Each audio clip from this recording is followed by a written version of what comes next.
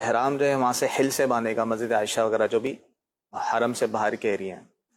اسی طرح کوئی میقات سے باہر رہتا ہے، وہ اگر ڈائریکٹ حج کے لیے آ رہا ہے تو وہ حج کا احرام اپنی اپنی میقات سے باندھیں گے.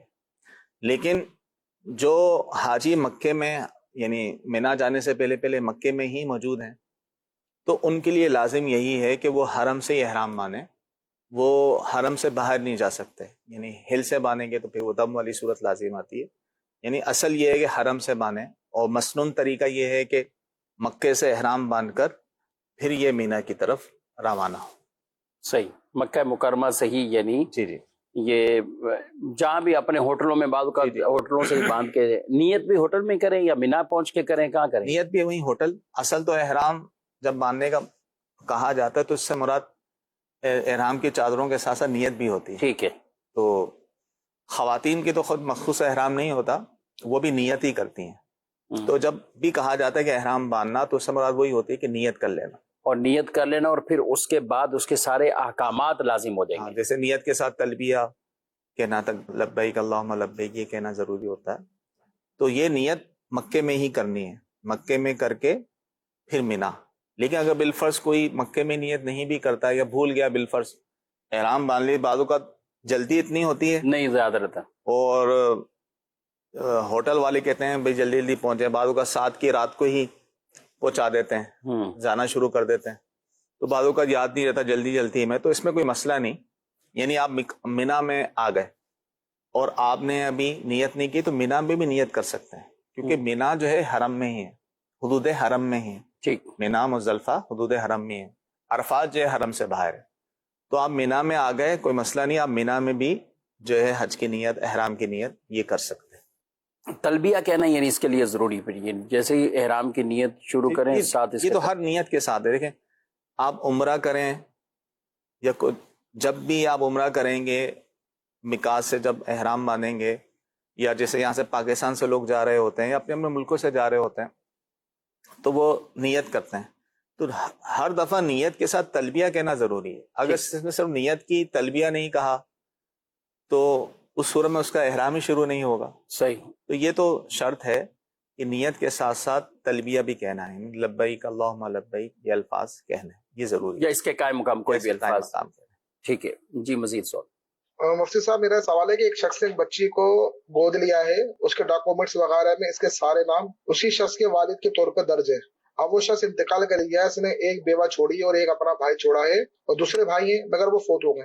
ان کی اولادیں ہیں تو وراثت کس طرح تقسیم ہوگی؟ اور جو لڑکی گود لی ہے کیا اس کو جائیداد میں حصہ ملے گا؟ جی، پہلی بات تو یہ ہے کہ بچہ یا بچی اگر گود لیا تو گود لینے والا ولدیت میں اپنا نام اسے نہیں دے سکتا. یہ شرعی طور پہ جائز نہیں، حرام ہے. کیونکہ جس کا وہ بچہ یا بچی ہے اسی کا ہی نام ولدیت میں چلے گا ہمیشہ. ولدیت تبدیل نہیں ہو سکتی، ولدیت تبدیل کرنا یہ حرام ہے. تو لہذا یہ شروع سے ہی برتھ سرٹیفکیٹ اور دیگر کاغذات میں کرتے ہیں، یہ سب تبدیل کرنا یہ لازم ہوگا. اب کسی نے یہ فیل کر لیا، یعنی جو بچی گود اس نے لی اور ولدیت میں اپنا نام اسے دے دیا، تو حقیقی طور پہ تو اس کی بیٹی نہیں ہے وہ، لیکن قانونی طور پہ چونکہ وہ ہو جاتی ہے. کاغذات میں چونکہ اپنا بیٹی شو کیا، جب اس کا انتقال ہوگا تو قانونی طور پر تو وہ اس کی بیٹی شمار ہوگی اور قانونی طور پہ وہ وارث بنے گی، لیکن شرعی طور پہ وارث نہیں. یعنی جب بھی کسی مفتی سے فتویٰ لیں گے اور یہ بتائیں گے کہ بھائی یہ بچی ان کی اصل نہیں ہے لیکن انہوں نے اب کاغذات میں اپنا نام دیا ہے، تو اس کا اعتبار نہیں ہوگا. شرعی طور پہ اس کی بیٹی نہیں کہلائے گی، اس کی وارث وہ نہیں ہو سکتی.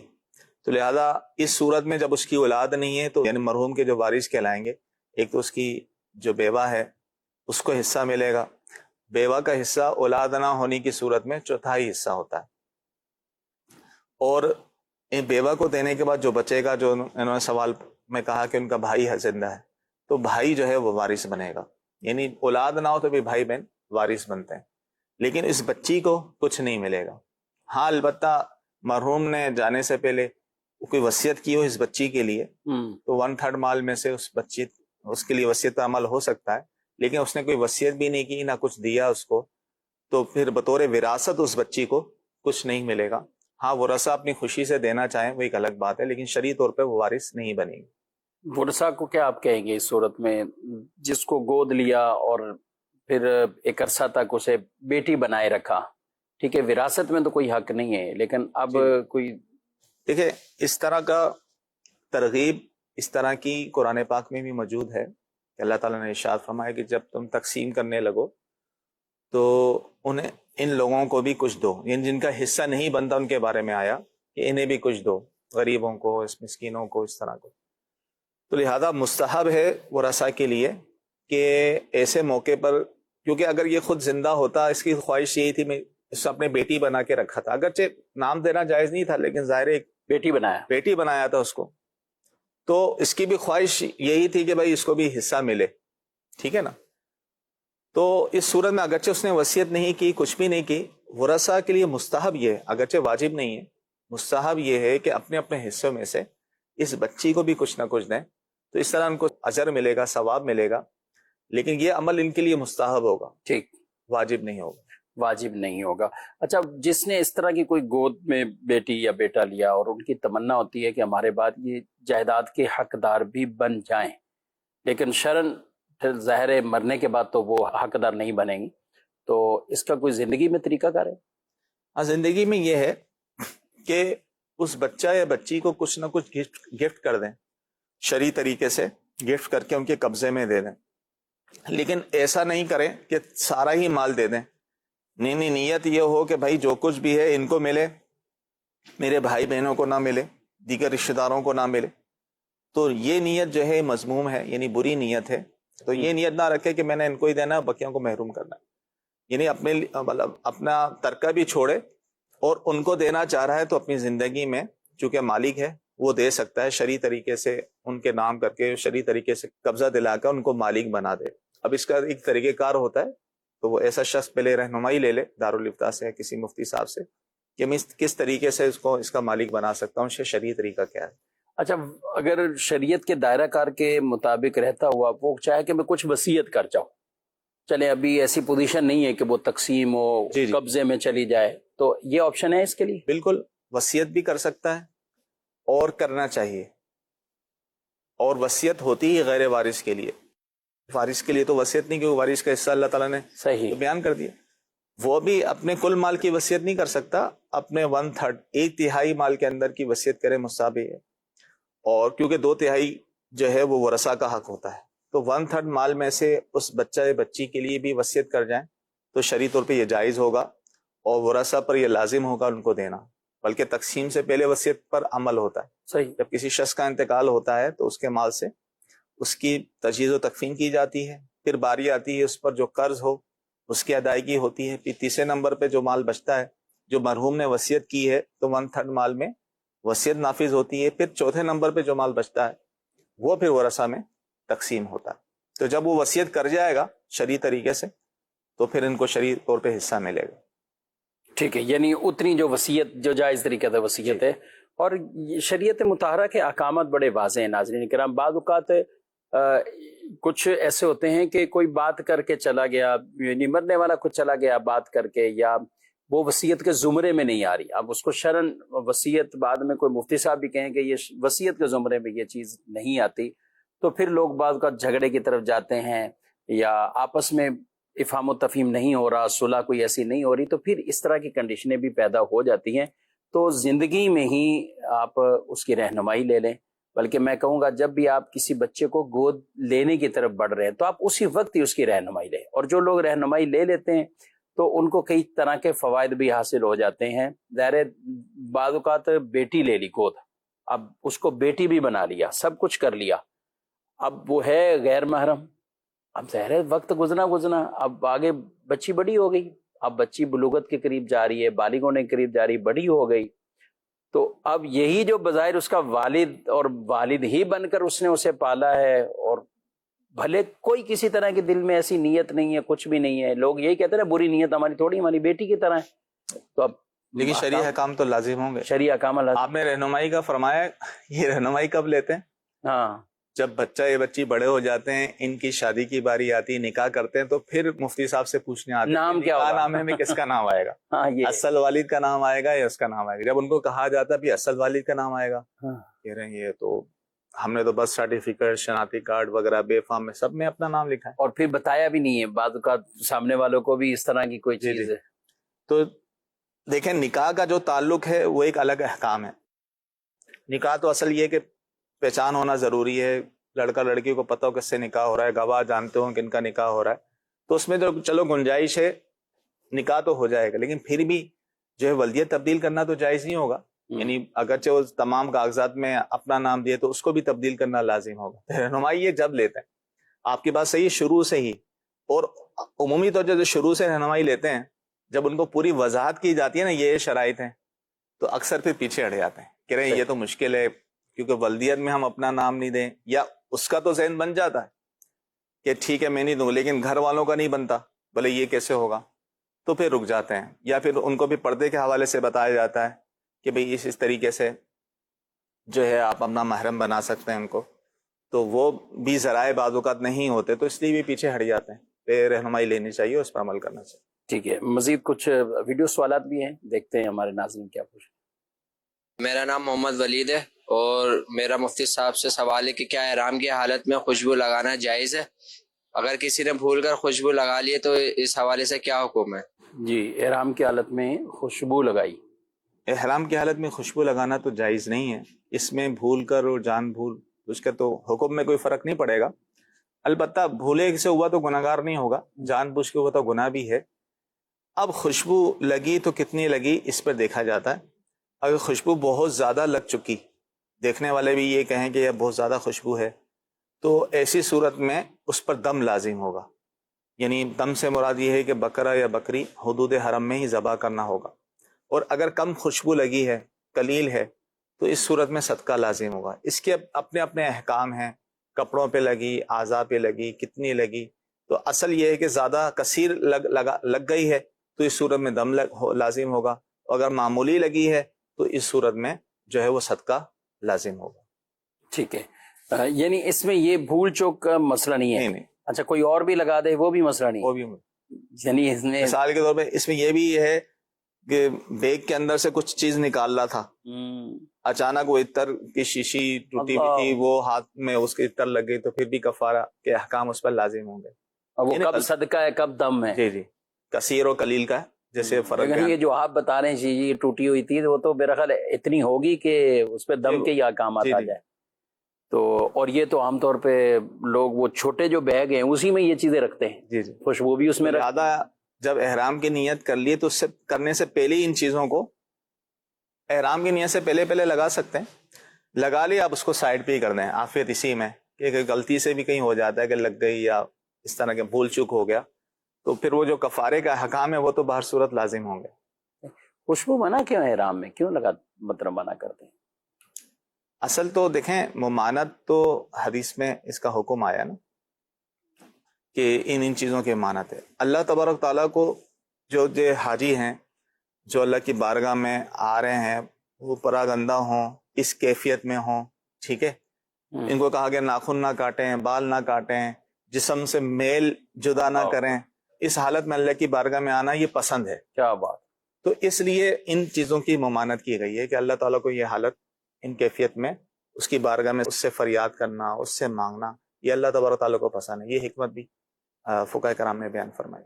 یعنی ہم اس کو عام زندگی پر قیاس نہ کریں کہ صاف ستھرا اور آدمی سب چیزیں جو ہے نا وہ خوشبو بھی لگائے، اچھے وہ جو بھی کر لیں وہ احرام کی نیت سے پہلے کر لیں، ظاہر ہے صاف ستھرا احرام لینا اور ان تمام تر چیزوں کو، لیکن جب احرام کی حالت میں آ گئے تو اب اسی حالت کیفیت میں رہیں، اب اس میں تغیر تبدل یہ والا نہ ہو، بس وضو کرنا ہے۔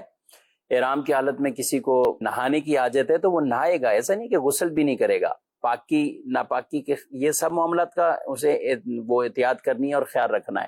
یہ سارے احکامات آپ نے عام ایکسٹرا جو چیزیں ہیں خوشبو کا استعمال یا دیگر، تو ان چیزوں سے اپنے آپ کو بچانا ہے۔ آپ دیکھیں نا حاجی کتنے دن لگاتار کہیں کہ 8 کی تاریخ ہے اور 8 میں تو جمع ہوتے ہیں، لیکن 7 کی شام یا 8ویں شب ہی وہاں مینا کی طرف چلے جاتے ہیں، تو 8 تاریخ، 9 تاریخ اور پھر 10 تاریخ، یعنی 3 دن لگاتار، اور 10 کو بھی ہر ایک کا احرام اتر جائے یہ ضروری نہیں ہے، قربانی کے مسائل اور دیگر یہ چیزیں بھی آتی ہیں، تو کبھی کبھی وہ بھی 11 تک پہنچ جاتے ہیں، تو اب لگاتار 2-3 دن بھی گزرا، یہ ایک کافی مشقت والا معاملہ ہوتا ہے، پھر موسم بھی گرمی کا ہو، لیکن یہ حالت ہی ایسی ہے کہ اللہ کو یہ حالت پسند ہے، عرفات میں بیٹھے ہوئے حاجی، پراگندہ حالت، ایک مساوات کا درس ہے، ایک عاجزی انکساری والا وہ یہ لباس، یعنی 2 چادریں، اب 2 چادروں سے بڑھ کر مزید کون سی عاجزی والا لباس ہو سکتا ہے؟ یعنی کوئی بڑے سے بڑے جبے کبے پہننے والے ہوں، اعلیٰ سے اعلیٰ لباس پہننے والے ہوں، یا اپنے علاقائی ثقافتی لباس پہننے والے ہوں، لیکن ہر ایک جب اللہ کے حرم میں اور اللہ کے گھر کا مہمان بنتا ہے، حج عمرے کی سعادت حاصل کرتا ہے، تو پھر یہ ایک ہی ہے، یعنی ایسا ایک مساوات کا، برابری کا ایک درس ہے۔ پھر ساتھ یہ بھی ہے کہ اس سے ایک آخرت کی یاد بھی ہو، موت کی فکر، موت کی یاد بھی، کہ آج بھی بے سلا لباس یہ 2 چادریں میں نے پہنی ہوئی ہیں، جب موت آئے گی تو کفن بھی مجھے بے سلا ہوا وہ پہنا دیا جائے گا، وہ بھی چادروں کی صورت میں، مرد کے لیے 3 چادریں، عورت کے لیے 5 ہیں، اور مرد کا بھی اگر قدر کفایت بات کریں تو جو میسر ہوتا ہے، تو جو میسر ہوتا ہے یعنی 3 سے کم بھی ہے تو وہ اگر وہی ہے تو پھر وہ اسی سے کفن اس کو دے دیا جائے، تو یہ ایک موت کی یاد اس میں ہے، موت کی اس میں یاد ہے، فکر ہے، آخرت کی فکر ہے، تو یہ احرام میں یہ چیزیں رہیں گی تو انشاءاللہ آپ کو اور روحانیت بھی نصیب ہوگی، اور اسی لباس کو یہ آدمی یعنی چاہے گا کہ بار بار ہم پہنیں، ظاہر یہ تمنا کہاں پوری ہوگی، یہ وہیں پوری ہوگی کہ ہم وہاں حج کے لیے جائیں، عمرے کے لیے جائیں، اللہ سب کو ایسی سعادتیں عطا فرمائے۔ اچھا، یہ مرد کے حوالے سے ہماری بات چیت ہوئی، خواتین کو کوئی الگ سے اسکارف، خواتین کے نام سے بھی کچھ مشہور ہوتی ہیں کہ اس کا اسکارف یہ ہے، تو احرام خواتین کا کوئی خاص ہے؟ نہیں، خواتین کا کوئی خاص احرام نہیں ہے، نہ ہی کوئی خاص اسکارف ہے، یعنی جو اس طرح کے احرام بازار میں ملتے ہیں خواتین کے اسکارف وغیرہ ملتے ہیں، تو یہ لوگوں نے اپنے طور پہ بنائے ہوئے ہیں، لیکن شرعی طور پہ ان کے لیے کوئی مخصوص احرام نہیں ہے، کیونکہ ان کے لیے لباس سے علاوہ لباس پہننا یہ جائز ہوتا ہے، تو لہذا عام کپڑے یہ پہن سکتی ہیں، اس میں کوئی حرج نہیں ہے، مخصوص کوئی احرام ان کا نہیں ہے۔ باقی جب احرام کی نیت کر لیں گی تو پھر جو احکامات ہیں وہ لازم ہوں گے ان پر، یہ جو چہرہ ہے وہ انہوں نے کھلا رکھنا ہوگا، چہرہ اس صورت میں نہیں چھپانا ہوگا، باقی اعضاء کو وہ چھپائیں گی، تو لیکن کوئی مخصوص ایسا نہیں ہے کہ مخصوص کوئی چادر ہو یا مخصوص ان کا کوئی اسکارف ہو وہ یہ پہنے، ایسا کچھ نہیں۔ صحیح جی، مزید سوال؟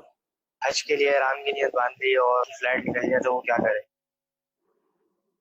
حج کی اگر تو نیت کر لی اور فلائٹ نکل گئی تو اس صورت میں ظاہر ہے وہ حالت احرام میں ہی رہے گا، اسے دوسری فلائٹ میں جانا ہوگا، کیونکہ یہاں پر ہمارے یہاں یہ ہوتا ہے کہ حاجیوں کے لیے اگر فلائٹ نکل بھی جائے تو اسے اگلی فلائٹ میں بھیج دیا جاتا ہے، ایڈجسٹ کر لیا جاتا ہے، لیکن اب اس میں تاخیر ہوتی ہے، بعد ہوگا اگلے دن ہو یا اس سے اگلے دن یا کچھ دن بعد، وہ اپنی سہولت سے دیکھیں گے، اپنی سہولت کے حساب سے دیکھیں گے، لیکن اتنے دن تک وہ حالت اگر نیت اس نے کر لی اور تلبیہ وغیرہ کے معاملات ہو گئے تو وہ حالت احرام میں رہے گا، تو اس لیے ہم یہ کہتے ہیں احتیاط کے پیش نظر کہ آپ ایئرپورٹ پہ ہی نیت نہ کر لیں، آپ جہاز میں جب بیٹھ جائیں، وہ جہاز جب فلائی کرے، ہوا میں اڑے، آپ اس وقت نیت کریں، تو اب تو یقین ہو جاتا ہے کہ اب میں پہنچنا ہی پہنچ، وہیں اتروں گا، تو اس سے پہلے تک کچھ بھی ہو سکتا ہے، تو لہذا لیکن اگر کسی نے نیت کر لی ایئرپورٹ میں یا گھر سے ہی بالفرض نیت کر لی، کیونکہ افضل تو یہ ہے کہ جتنا پہلے نیت کرے گا تو اتنا ثواب تو اس کا شروع ہو جائے گا، لیکن اب یہ معاملہ ہو گیا تو جب تک اگلی فلائٹ کا معاملہ نہیں ہوتا وہ حالت احرام میں ہی رہے گا، وہ پابندیاں جو ہیں وہ اس پر لازم رہیں گی۔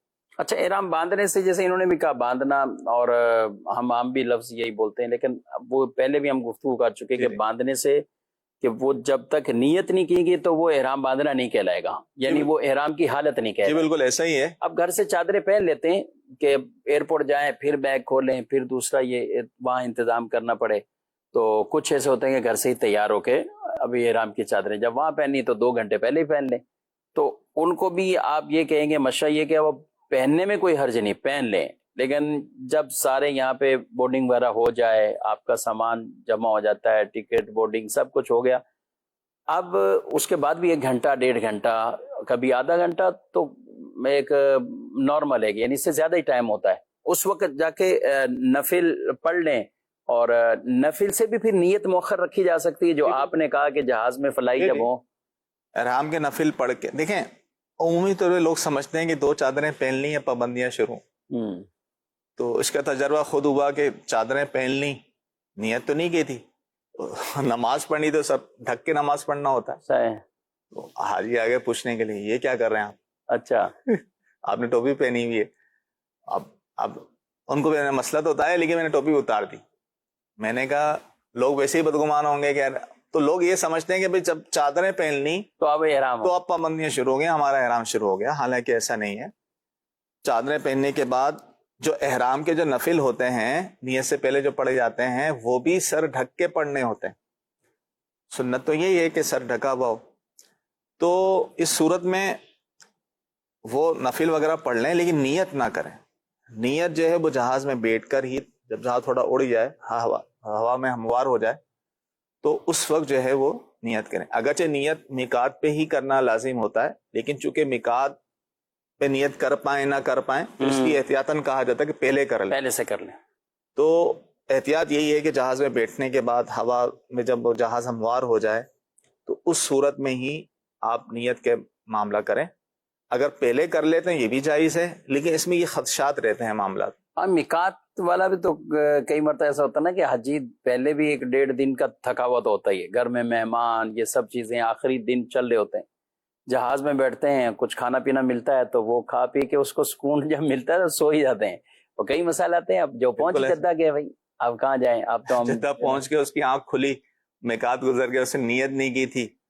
اب ظاہر ہے اس پر لازم یہ ہوگا کہ وہ کسی میقات میں جا کر دوبارہ کسی میقات، اب وہاں سے میقات میں زیادہ قریب تو وہ ہوگا طائف ہے، طائف یا رابق. ہاں طائف یا رابق جو ہے، وہاں جا کر وہ احرام کی اگر وہ نہیں کرتا بالفرض، وہ وہیں سے ہی نیت کر کے جدہ سے ہی نیت کر کے جو عمرہ کر لیتا، عمرہ تو ہو جائے لیکن گناہگار بھی ہوگا اور اس پر دم بھی لازم ہوگا. وہ دم کون سا؟ جو میقات سے بغیر احرام گزرا. اگر چاہتا ہے کہ دم جو اس پر لازم ہوتا ختم ہو جائے، ساقط ہو جائے، تو دوبارہ کسی قریبی میقات جا کر جو ہے وہ پھر نیت کرے، نیت کر کے پھر آ کر جو ہے اپنا معاملات کرے، تو جو دم جو لازم ہوا تھا وہ ساقط ہو جائے. سوال ہے SMS پر کہ میں درس نظامی کرنا چاہتی ہوں تو والدین اجازت نہیں دے رہے، کیا کرنا چاہیے؟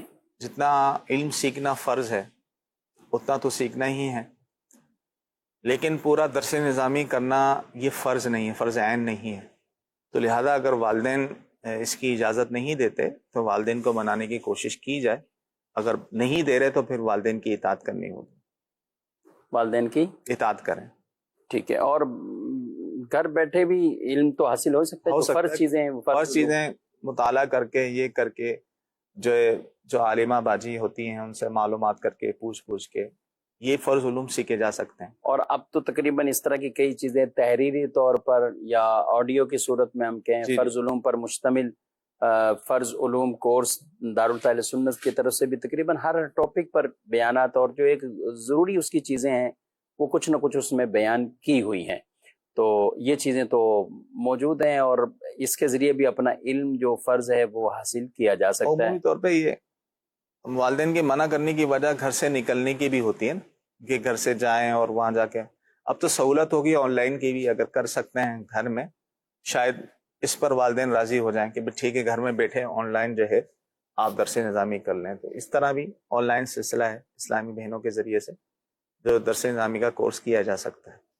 جی مزید سو حج کس پر فرض ہے؟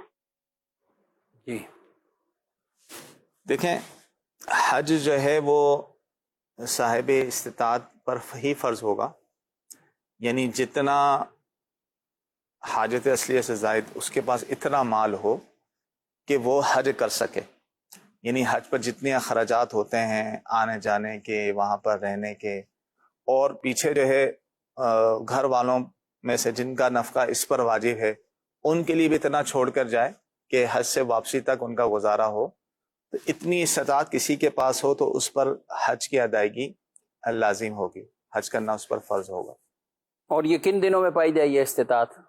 حج کے جو جسے اشہر حج کہا جاتا ہے، یعنی 1 شوال سے یہ شروع ہو جاتا ہے، لیکن فقہ کرام نے یہ فرمایا کہ کیونکہ پہلے قافلے جو نکلتے تھے وہ شوال سے بھی پہلے نکلتے تھے قافلے، تو آج کے دور میں یہ کہا جائے گا کہ جب سے حج کے فارم جمع ہونا شروع ہو رہے ہیں، حج کے فارم، حج کے فارم اب جیسے رجب سے ہمارے رجب سے ہمارے یہاں شروع ہو جاتے ہیں، تو جب حج کے فارم جمع ہونے شروع ہو رہے ہیں تو اس وقت سے یہ استطاعت دیکھی جائے گی. اگر اس کے پاس یہ استطاعت ہے اتنی، اب اس پر لازم ہوگا کہ اسی سال وہ حج کی ادائیگی کرے. کس خاتون کا روزہ تھا، پھر شرعی عذر ہو گیا، تو اب کوئی پوچھے کہ روزہ ہے تو پھر ہمیں کیا جواب دینا چاہیے؟ دیکھیں، ایک تو مسئلہ یہ ہے کہ فرض روزہ ہو یا نفل روزہ ہو کسی خاتون کا، اور روزے کے دوران جو ہے یہ شرعی عذر ہو گیا، مخصوص ایام شروع ہو گئے، تو اس صورت میں روزہ ٹوٹ جائے گا، بعد میں اس روزے کی قضا کرنی ہوگی. کوئی پوچھے روزہ ہے تو اتنا کہہ دیا جائے کہ میں نے روزہ رکھا تھا. اگر یہ بتانے میں اسٹارٹ ہو رہی ہے تو کہہ رہے میں نے روزہ رکھا تھا، ٹھیک ہے، تو یہ بات صحیح تھی، بھی روزہ تو رکھا تھا، اب جو ہے عذر کی وجہ سے ٹوٹ چکا ہو. ورنہ اگر بتانے میں ایسا کچھ نہیں ہے تو بتا دیا جائے گا میرا روزہ. خواتین ہی پوچھتی ہیں، تو خواتین اس میں تو ایسا مسئلہ ہی نہیں. جی جی، یعنی اس میں تو ویسے بھی سوالات ایسے کرنے بھی نہیں چاہیے. اور ہاں یہ ہو سکتا ہے بچے بعد کا سوال کرتے ہیں، یہ ایک مسئلہ ہوتا ہے. گھر میں سب سے پوچھا جاتا ہے نماز پڑھ لی، بچوں سے پوچھتے ہیں. تو اب ایسی صورتحال میں ایسی مائیں کیا تدبیر اختیار کریں؟ اب ظاہر ہے ایسی صورت میں جو ہے نا، جیسے یہ عورتوں کے لیے، ایسے عورتوں کے لیے کہا گیا ہے کہ وہ نماز کے وقت میں ان کے لیے مستحب ہے اپنا جو ہے پاک صاف ہو کر مصلی پہ بیٹھ جائیں، تسبیحات وغیرہ کرتے ہیں. اس دوران تسبیحات کرنا تو منع نہیں ہے نا، تو اس دوران گھر والوں کو بھی لگے گا کہ ہاں، خاص کر بچوں کو جن کو مسائل کا علم نہیں ہے کہ انہوں نے جو ہے نماز کے لیے بیٹھے، تو ظاہر وقت کے ساتھ ساتھ جب بچے بڑے ہوں گے، مسائل کا علم ہوگا تو ان چیزوں کا ان کو علم ہوگا، لیکن اس سے پہلے جھوٹ والی صورتحال نہ ہو. ٹھیک ہے، اور جھوٹ سراہتاً جھوٹ نہ بولا جائے. اور بچے چھوٹے ہوں یا بڑے ہوں، لیکن یہ حالت جب ہمارے فقہ کرام واضح طور پر یہ بتا رہے ہیں، اور یہ دین کی تعلیم کا ایک طرح کا حصہ ہے کہ ایسے مواقع پر بھی خاتون اپنی عادت کو برقرار رکھنے کے لیے، یعنی بالکل یہ نہ سمجھ لے کہ میں اب ہر چیز سے وہ ہو گئی اور کسی طرح کا میں نے کوئی نیکی والا کام، تسبیحات، درود یہ بھی نہیں کرنے، تو باوضو ہو جائے اور وہ بیٹھ جائے، باوضو ہو جائے اور نماز کے وقت میں. اب اگر باوضو خاتون ہے، مصلی اٹھا رہی ہے، کمرے میں جا رہی ہے، تو کوئی بچہ شاید یہ نہیں سمجھے گا کہ یہ نماز نہیں پڑھ رہی ہیں، اب کمرے میں جا رہی ہیں یا اپنی الگ تھلگ بیٹھ رہی ہیں. تو یہ عادت ہونی چاہیے، ویسے بھی بہنوں کی عادت ہو، اور اسی طرح اپنی بیٹیوں کی، بچیوں کی بھی اس طرح تربیت کی جائے. میرا مفتی صاحب سے سوال یہ ہے، اگر میں جیسے کوئی دکان ہے وہ میں رینٹ پہ خریدتا ہوں، فار ایگزامپل مجھے وہ دکان 5,000 روپے رینٹ پہ کرائے پہ ایک بندہ دیتا ہے. اچھا، میں نے اس دکان کو کرائے پر اپنے پاس لے لیا اور اپنا ایگریمنٹ بنا لیا 5,000 روپے کا، ٹھیک ہے، اور کوئی وہ کہتا ہے، دوست یا جو بھی کوئی کہتا ہے کہ مجھے یار یہ دکان مجھے رینٹ پہ دے دو، وہی جو ہے میں نے اس کو آگے جو ہے 8,000 روپے رینٹ پہ دے دی اور میں نے اس کے ساتھ ایگریمنٹ بنا لیا. میں نے کہا ٹھیک ہے 8,000 آپ مجھے دو گے، میں نے 8,000 روپے لے کے 5,000 جو ہے اصل مالک مکان کو دیے، 3,000 میں اپنے پاس رکھا ہوں. ایسا کرنا کیا جائز ہے؟ تو ارشاد فرما دیجیے. جی، کئی دکانوں والے بھی کرتے ہیں اس طرح، مکان بھی اور بھی کئی چیزیں خود رینٹ پہ لی اور اس کو آگے بڑھا کر رینٹ پر دے دوں. دیکھیں، رینٹ پہ لی ہوئی چیز آگے رینٹ پہ دے سکتے ہیں، لیکن اس میں یہ ہے کہ جتنے رینٹ پر اس نے خود لی تھی اتنے ہی رینٹ پہ آگے دے گا، کرایہ اتنا ہی لے گا، اس سے زیادہ کرایہ نہیں لے سکتا. ہاں، فقہ کرام نے یہ فرمایا کہ جس نے پہلے ایگریمنٹ کیا ہے، کرائے پہ لیا ہے، اگر اس میں کچھ ایسی تعمیرات، کچھ ایسے معاملات کرتا ہے، تبدیلی کرتا ہے، اور پھر وہ جو ہے اس کو زیادہ قیمت پہ آگے کرائے پر دیتا ہے، تو یہ جائز ہوگا کہ جو زیادتی ہوگی وہ جو اس نے تعمیرات وغیرہ کی ہیں، جو اضافی کام کیا اس کے عوض ہوگی. یا پہلے اس نے جو ہے جس کرنسی پہ لیا تھا آگے کسی اور کرنسی بھی دے رہا ہے، تو یہ بھی ایک جائز صورت ہے. لیکن اگر ایسا کچھ نہیں ہے، نہ جس طرح لیا تھا اس میں کوئی اس نے کام وام نہیں کروایا، کوئی اضافی کام نہیں کروایا، کوئی تعمیرات وغیرہ نہیں کروائیں، اور ایسی اس نے زیادہ قیمت پہ اس کو دے دیا، تو یہ جائز نہیں. یعنی وہ نفع اوپر یہ یوں نہیں رکھ سکتا، وہ پورے میں ہی دے. تو وہ اگر نفع لیتا ہے تو کیا اصل مالک کو دے، کس کو دے، یا اس سے لے ہی نہیں؟ اس سے لے ہی نہیں، وہ لے گا تو بھی صدقہ کرنا ہوگا. سوال ہے صحیح صاحب، عشاء کے بعد جو نماز پڑھیں وہ صلاۃ اللیل ہوتی ہے، اگر کوئی عشاء کی اپنی قضا نماز پڑھے تو وہ بھی صلاۃ اللیل آئے گی یا نوافل پڑھنا ضروری ہے؟ دیکھیں، نوافل کی جگہ قضا عمری ہی کرنا چاہیے. فقہ کرام نے یہی بیان کیا ہے تاکہ جلد سے جلد جو ہو بری ذمہ ہو جائے. ٹھیک. اور اگر قضا عمری کے ساتھ ساتھ وہ نوافل بھی پڑھنا چاہے تو پڑھ سکتا ہے، لیکن ایسا نہ ہو کہ نوافل میں ہی لگا رہے، قضا عمری کو چھوڑ دے، یہ درست نہیں ہے. بلکہ قضا اس کی جگہ جو ہے بہتر یہی ہے قضا عمری ہی کرتا رہے. قضا عمری کرتا رہے. قضا عمری کرتا. اور عشاء کے بعد جو پڑھے جانے والے کوئی بھی نوافل ہیں تو وہ صلاۃ اللیل کی فضیلت وہ حاصل. صلاۃ الفجر. تہجد کی حاصل کرنا چاہیں تو کیا کرنا ہوگا؟ تہجد کے لیے پھر یہ ہے کہ عشاء کے کم سے کم فرض پڑھ لے، فرض سنتیں پڑھ کے وہ سو جائے. ٹھیک. سونے کے بعد وہ جب بھی اٹھے گا جو نفل پڑھے گا وہ تہجد کی نماز کہلائے گی. تہجد کیوں نہیں؟ بہتر یہ ہے کہ تہجد کے ساتھ ہی وطر پڑھے جائیں. لیکن اگر کسی نے وطر بھی پہلے عشاء کی نماز پوری پڑھ لی تو اس کے بعد وہ سو گیا، سونے کے بعد جب وہ اٹھے گا تو تہجد پڑھے. یعنی تہجد کے لیے سونا شرط ہے. یعنی تھوڑا بہت بھی اگر سو جائے اس کو عشاء کی نماز کے بعد، اس کے اونگ بھی آ گئی اور پھر اس نے جو ہے وہ نماز پڑھی، نفل نماز پڑھی، تو تہجد کا اسے ثواب مل جائے گا. صحیح. جی مزید ویڈیو سوال. میرا نام رضا محمد ہے اور میں مفتی صاحب آپ سے ایک سوال کرتا ہوں، کیا عورت پہ قربانی واجب ہے؟ عورت پہ قربانی؟ جی ہاں، دیکھیں، قربانی ہر مسلمان مقیم عاقل بالغ مرد و عورت صاحب نصاب پر واجب ہے. ٹھیک ہے. ٹھیک. تو عورتیں بھی صاحب نصاب ہوتی ہیں تو ان پر بھی قربانی واجب ہوگی. اگرچہ عورتوں پر واجب ہوتی ہے، ان کی طرف سے شوہر ہی ادا کر رہے ہوتے ہیں. ہاں، ان کا واجب وہی ادا کر رہے ہوتے ہیں. تو ایسا نہیں ہے، مطلب شوہر پہ ضروری نہیں ہوتا بیوی کے طرف سے قربانی کرنا. لیکن کسی کا شوہر جو ہے قربانی اس کی طرف سے نہیں کرتا، یا کسی کی شادی نہیں ہوئی اور وہ خود صاحب نصاب ہیں، ان کے پاس اتنا مال ہے کہ جس کی وجہ سے قربانی واجب ہو رہی ہے، تو انہیں خود کرنی ہوگی قربانی. صحیح. تو لہذا عورت پر بھی، جو صاحب نصاب عورت ہے اس پر بھی قربانی واجب. اچھا، ہمارے ہاں جیسے عام طور پہ ہوتا ہے شوہر ہیں یا گھر میں بڑے افراد ہیں، گھر کے وہ حصے گنے ہوئے ہوتے ہیں، اتنے حصے قربانی، وہ جانور لاتے ہیں اور اس کو قربان کر دیتے ہیں. تو اور ساری زندگی چل رہی ہے، بیوی کی طرف سے شوہر کر رہا ہے یا سسر لا رہے ہیں، اور وہ سب کی طرف سے، بیٹوں کی طرف سے بھی، بہوؤں کی طرف سے قربانیاں ہوتی ہیں، تو ہو جائے گی قربانی؟ ہاں، بس اس میں یہ ہے کہ پہلے سے بتا دیں. ٹھیک. اجازت لے لیں، بھئی تمہارا بھی حصہ ڈالنا ہو اس میں، آپ کا بھی حصہ ہوگا، آپ کا بھی حصہ. اس طرح اجازت لے کر جو ہے قربانی کری تو قربانی ہو جائے. اچھا، انڈرسٹوڈ بھی ہے اجازت، جیسے ہر سال سے ایک قربانی کا ایک شیڈول چلتا ہوا رہا ہے، تو اگر انڈرسٹوڈ ہے، پہلے سے پتا ہے کہ ہمارا بھی حصہ ڈالے گا اس میں، تو پھر بھی صحیح ہے. پھر بھی صحیح ہے. لیکن وہاں مسئلہ رہے گا جو صحیح سب توجہ دلا رہے ہیں کہ جہاں پہ عورت پر واجب ہو رہی ہو اور مرد کے پاس پیسے نہیں. یہ ہوتا ہے کئی مرتبہ زیورات کی صورت میں عورت کے پاس تو ہے، یہ زکوٰۃ میں بھی یہی معاملہ آتا ہے اور اس میں بھی آتا ہے. جی. اور بعض عورتیں تو دھمکی شوہر کو دے رہی ہوتی ہیں، آپ گناہ گار ہوں گے. وہ کہاں سے گناہ گار ہوگا جب ملکیت آپ کی ہے؟ اور تو پھر قربانی اور یہ معاملات آپ کو دیکھنے ہوں گے. اس کے لیے پھر آپ اپنی جو بھی کوئی خرچ ہے، پیسہ ہے، اس کو سیونگ کر کے آپ اپنی قربانی اور زکوٰۃ کے معاملات دیکھیں. اگر شوہر دے دیتا ہے، اور دینا چاہیے، ہم انکار نہیں کر رہے، بیوی کے پاس بھی جو زیورات ہیں کچھ بھی ہے تو وہ آگے جا کر شوہر یا اس کے بچوں کو ہی کام آنے. لیکن اگر یہ سٹیج آ جاتی ہے کہ شوہر کہتا ہے میرے پاس نہیں ہے، میں خود قرضے مانگوں، کیا کروں، تو پھر بیوی کو اپنی قربانی اور زکوٰۃوں کا خیال خود رکھنا ہے. کیش نہیں ہے تو چاہے اپنا زیور بیچ کر کچھ نہ کچھ حصہ، یہ حصہ کوئی قربانی کا ایک کہیں بک کروا لے اور اپنی قربانی ادا کر لے، یا پھر جانور بکرا بکری کی صورت میں جو بھی شرائط کے مطابق ہے وہ قربان کریں.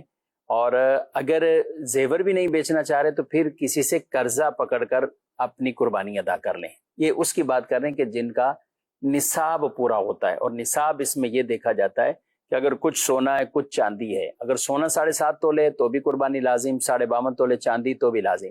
لیکن کچھ سونا کچھ چاندی دونوں کو ملائیں، یا سونے کے ساتھ کچھ کیش ہے یا سونے کے ساتھ حاجت سے زائد کوئی بھی سامان ہے کہ ان کو ملا کر ہم اس کی قیمت دیکھیں تو وہ 52.5 تولے چاندی کے برابر پہنچ جائے، تو یہ اس حوالے سے غنی شمار ہوتا ہے. اور ایسی خاتون بھی وہ غنیہ شمار ہوں گی اور ان پر قربانی لازم ہو جائے گی، جبکہ یہ نصاب اسے قربانی کے دنوں میں یہ میسر ہے، تو انہیں اپنی قربانی کا ضرور خیال رکھنا ہے۔